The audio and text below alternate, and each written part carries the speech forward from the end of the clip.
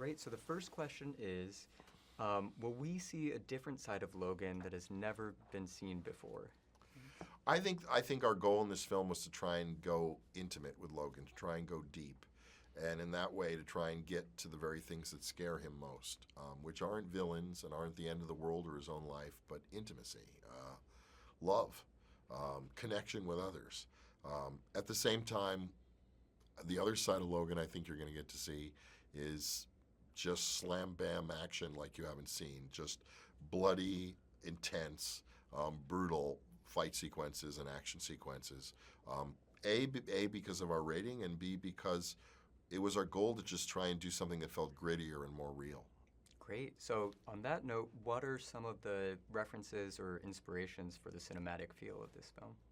I think mostly westerns. I think that to me, the kind of economy of this film, the kind of road trip, it's kind of a ride across the range in a pickup truck as opposed to horseback, if you will. But it's a real journey film. It's a road picture. We travel from the Mexican border all the way to the Canadian border. And I think westerns are the real template for a lot of what we do. And what do you hope or think that fans will be thinking about after seeing the movie?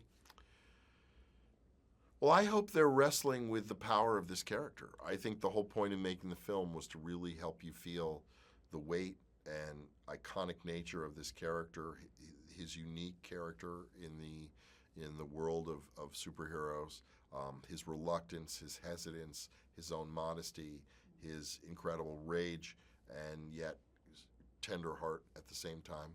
I think there's so many interesting aspects to this character. I just wanted to get as much out of the way so we could go as deep with him as we could. And can you talk a little bit about his relationship, Logan's relationship to other characters, specifically Charles?